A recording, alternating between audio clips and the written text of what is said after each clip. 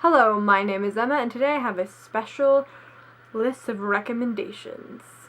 Let's get started. Do you like young adult?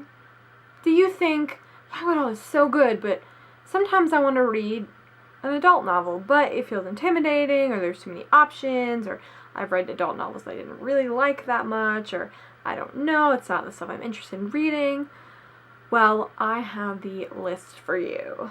As someone who reads both young adult and adult, I thought I would make a list of some of my favorite adult novels that are really great if you're trying to get into adult novels from young adult. So they're kind of books that a young adult reader, someone who reads generally young adult, could get into and enjoy. So the first novel that I'm going to be recommending is The Airfare by Jasper Fforde, or really anything by Jasper Fforde. Jasper Fforde's a big deal. You probably have heard of him. He's a British writer, and he writes really surrealist, really crazy, quirky books. And his most famous series is the Airfare series, which is about a lovely lady named Thursday Next, who's a literary detective. It is super fun, super bookish and fast-paced, and really just interesting. All the worlds in his books are really, really fun and exciting. What I like to say about these books, if you're someone who enjoys a Wes Anderson movie and you also like some fantasy and some sci-fi, I guess, you would enjoy The Airfare. It's, again, really quirky and strange. I actually made a review of it forever and ever ago. But, yeah, The Airfare is amazing, and the books, like, up to 4 are really good. Up to 3 are really good. Anyway, The Airfare is a book that I think young adult readers would definitely enjoy. Or really anything by Jasper Fforde. He actually also has a young adult series called The Last Dragon Slayer that's super fun and you should check out. Anyway, next book is Discovery of Witches. This is not Discovery of Witches, this is Shadow of Night, the second book in the Discovery of Witches series by Deborah Harkness. My sister has Discovery of Witches because it's technically hers, so I don't have it with me, but I have Shadow of Night.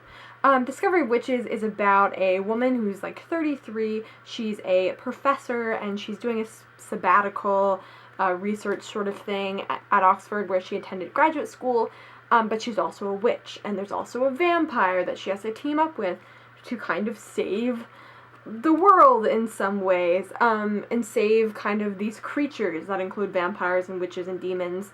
It is such a fun, exciting read. It's something that kind of takes a minute to get into, but once you're in it, it's like really fast-paced and really fun.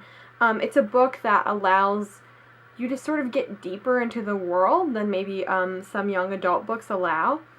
And, you know, it's fantasy and it's super fun, and there's some time traveling in the second book, which is really cool. It's also, like, kind of dirtier and a little naughtier than young adult, so if you're into, like, wanting to read something different, I would read Discovery of Witches by Deborah Harkness. Shadow of Night is my favorite book in the series by far.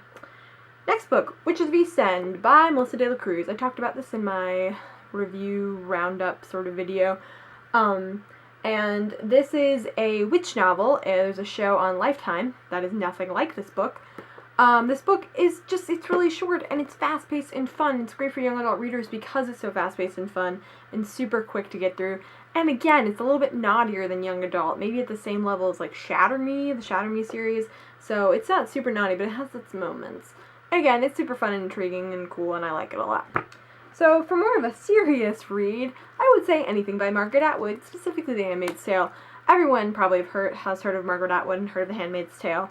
But if you are a fan of dystopian and you're like, I wish this could be darker and more realistic, I would read The Handmaid's Tale, because I've read a lot of young adult dystopian, and the problem that I have with it is that sometimes it doesn't feel real. It doesn't feel realistic. Like, I don't think the society would ever decide to ban love. Like, to me, that's insane. But this book feels so real. The premise is really not far in the future at all, because this book was written in the 80s, I'm pretty sure.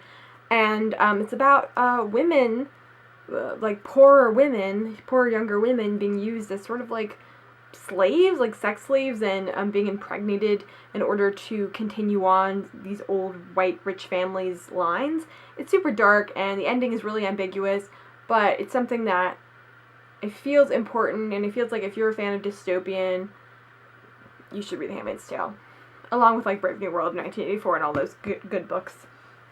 Next, for more of a lighter, wonderful read, if you're a fan of Stephanie Perkins, if you're a fan of Anything that has rich detail and like feels like, ooh, this is really wonderful, like my senses are all being used, I would read Chocolat by Joanne Harris. This is one of my absolute favorite books. It's really short, and it is about a woman and her daughter moving to a small French village from Paris, I'm pretty sure, and starting a chocolate shop. And it's full of intrigue and fun and like the town, and it's about her brightening up this town and making them happier. There's some romance in it, but really this book is just for your senses. It makes you just want to stuff your face with chocolate, more so than Charlie and the Chocolate Factory. Just wonderful. Yeah, but if you're a fan of like Stephanie Perkins in terms of writing style, Stephanie Perkins or The Night Circus by Ari Morgenstern, which I know is an adult novel, but a lot of people in the BookTube have read it, I'd read Chocolat. I've not seen the movie though. If you like novels with a strong male character that are kind of whiny, kind of sassy, kind of awesome, if you like Mean Earl and the Dying Girl or Winger or something like that, I would check out High Fidelity by Nick Hornby. I'm sure you've heard of High Fidelity. There's a famous movie with John Cusack that is flippin' good. And I'm sure you heard of Nick Hornby, but I feel like not a lot of people have read High Fidelity that I know. But High Fidelity is wonderful. It's about a 30-something guy in London who owns a record shop. And basically him talking about his exes and why they left him and him feeling sorry for himself. It's definitely a book about a man boy, meaning just like this sad, slumpy guy who's like, oh, no, no, no. But it's super fun, and like he redeems himself in the end and learns to grow up and cute and wonderful. Also, Charlotte Street by Danny Wallace is sort of the same kind of thing as Nick Hornby, and I actually enjoyed it more, but this one is great. Finally, we have Lexicon by Max Berry. This book actually won a book on at ALA, the American Library Association, about books that are great for teens and adults.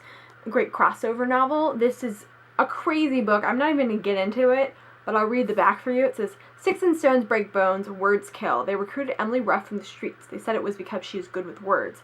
They'll live to regret it. They said Will Parks survived something he shouldn't have, but he doesn't remember. Now they're after him and he doesn't know why. There's a word, they say, a word that kills, and they want it back." This book is insanely awesome and weird and fantastic and just great, and it has a happy ending, which is wonderful. And yeah, it's like for anyone who enjoyed really anything, that's just good. You'll enjoy Lexicon. So those are my recommendations for if you're a YA reader and want to read more adult novels. I hope you like this. Bye!